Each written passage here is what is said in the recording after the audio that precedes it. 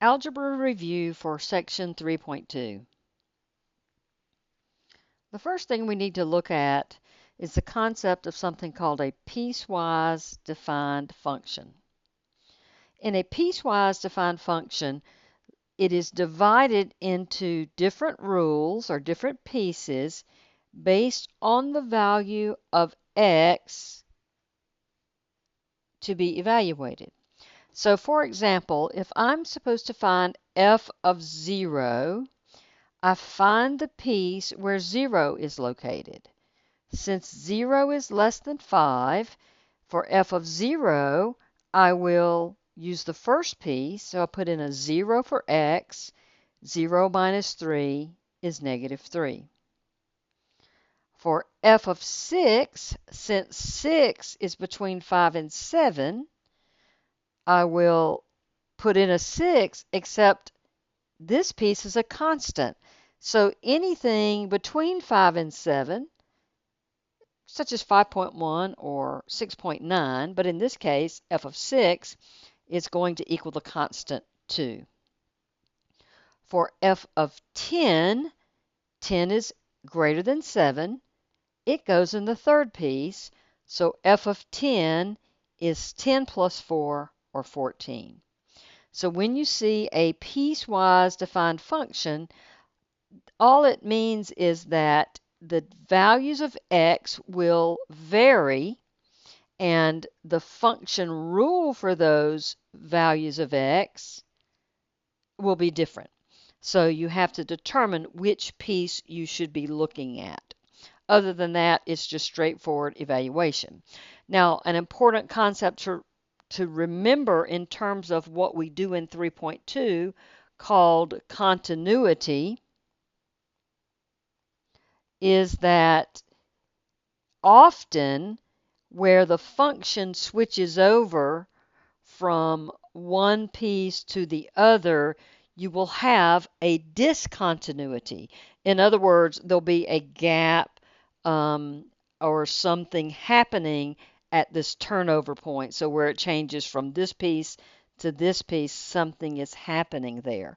They often don't connect up, which means you'll have a gap in your graph, and that would be something that's not continuous. Okay, so that's what we cover in section 3.2, continuity.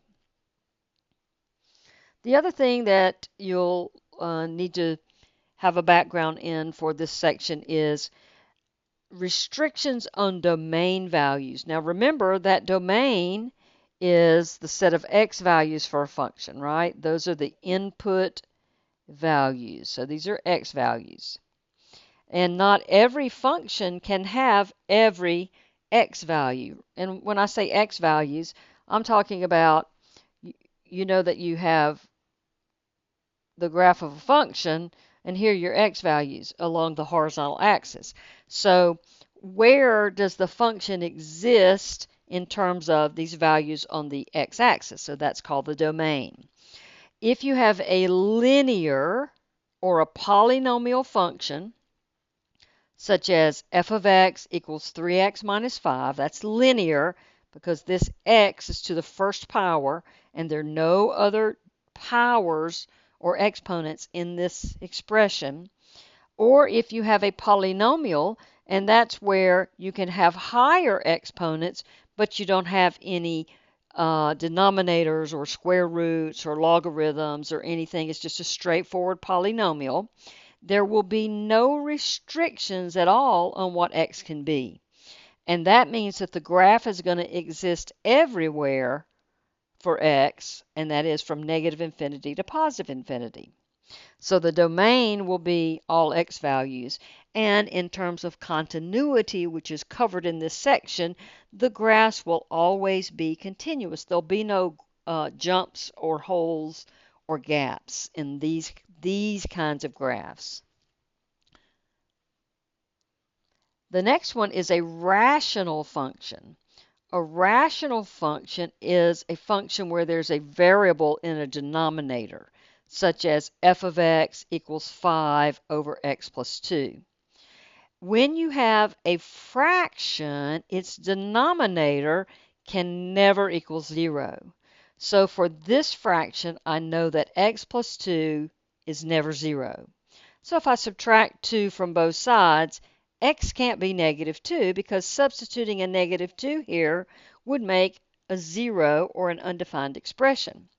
So in this case, when we write our domain, we have to skip over the value negative 2. So every value from negative infinity is okay until I get to negative 2, in which case I skip over it, and then anything after negative 2 is fine. But the graph doesn't exist at x equals negative 2, so there's going to be a gap or a jump in the graph there. It's not going to be continuous there. Here's another one. F of x equals 3x over x squared minus 9. Now this time the denominator can still not equal 0. But because there's an x squared, there are going to be two values. So I just factored that. X plus 3x minus 3, that's the difference of squares. So the first factor can't be 0, and the second factor can't be 0. So the two values that have to be excluded from the domain are negative 3. So here, again, this means I'm skipping over negative 3, and I'm skipping over 3. Therefore, there's going to be discontinuities at these values that make the denominator 0. And before I forget, you may want to go out to a site called Desmos, DESMOS.com. If you will type in, go to the graphing calculator, okay? And we don't use these on tests, and you won't need them on a test, graphing calculator that is. All you need to do, though, is further your understanding by seeing what's happening on these graphs. So just go into their graphing calculator and graph 5 divided by x plus 2. And you'll see what happens. And you'll see the graph actually jumping at negative 3 and positive 3. The third kind of function is a radical function where the index is even, such as a square root. By even index, I mean that in here, there's an even number. And for square root, we don't write anything. But this would be true if that was a 4 or a 6 or an 8, but not a 3. Like a cube root function doesn't have any restrictions, but a square root function does.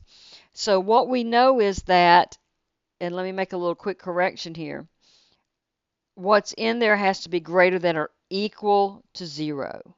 Okay?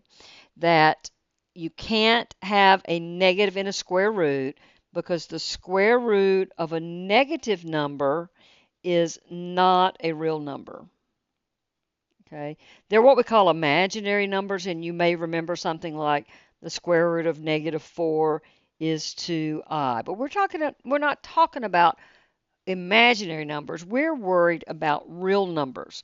So inside your radical, this expression has to be bigger than or equal to 0 at all times. Now, there's a little trick in this solving of this particular one. I take the 4 from both sides. I get negative 12x greater than or equal to negative 4. And when I divide by negative 12, I have to remember to flip this symbol over. Okay, and now I need to make another quick correction here. It is okay for the square root of 0, so we're going to use a bracket to include that endpoint, because inside can be greater than or equal. You can take the square root of 0. That's not a problem. The square root of 0 is just 0. So I should be including that value that actually makes it equal to 0, which in this case is 1/3. So any value from negative infinity to 1/3 is okay. But if I pick anything to the right of 1/3, let's say I pick a 5. If I put a 5 in there, I'm going to get a negative under my square root, and that is not a real number. So we want to take when you have a square root or an even rooted function, you want to set it greater than or equal to 0, and then solve that, and it will tell you what values are allowed. Now that means that the graph exists on this and would be discontinuous or not existent anywhere to the right of 1/3. Number 4, exponential equations or exponential functions. I'm going to make that just as a quick, it is an equation, but let's call it a function. Okay, so exponential functions. Exponential functions typically have no restrictions on the x unless the exponent contains another type of function that has a restriction. So, for example, here I have f of x equals 4e to the negative 3x. Well, this is linear. Then there's no restriction on this one. But down here, look, my exponent is actually a square root. So I have to do the restriction for the square root, which says the radicand, that's the number inside or expression inside, has to be bigger than or equal to 0. I divide both sides by 2. X has to be bigger than or equal to 0. This is the way I would write that interval notation with the bracket including the 0 all the way up to infinity. So typically, depending on the exponent, which is not very common for it to be a function that has a restriction, but you have to pay attention to that. Look at what the restriction possibly might be by looking at the type of function that is in the exponent. Number 5, we have what is called a logarithmic equation. For example, f of x is 4 times the log of 3x minus 9, or f of x is the natural log of 5x. In both of these cases, this inner expression called the argument of the log cannot be 0 or smaller, so it has to be bigger than 0. So we take the argument of the log, we set it bigger than 0, we solve that, and we see in this case we'd have to pick a value bigger than 3. If I put a 3 in there, I get a 0, and I can't take the log of 0. Okay, so I've got to be careful there. Same thing here. My argument is 5x. I set it greater than 0, so from 0 to infinity. Now let's look at a summary of this. If you have a linear or polynomial function, the domain is all real numbers from negative infinity to positive infinity. Those functions will have a graph that is continuous from negative infinity to positive infinity. And in the 3.2 material, we talk more about what continuity means. But basically, it means you can draw the graph without picking up your pencil. That's all it means. That's all you need to know. There's no jump, no hole, no gap in your graph. A rational function, which has a denominator, your denominator cannot be 0. The square root function, or any other even function, expression within the radical must be greater than or equal to 0. So set that expression greater than or equal to 0. For exponential, typically it's negative infinity to positive infinity, but pay attention to your exponent, and if it contains another type of function with a restriction, it may have a restriction. And of course, the logarithmics must be greater than 0. They cannot equal 0. So those are some of the background algebra skills that will come up as we are addressing section 3.2 on continuity.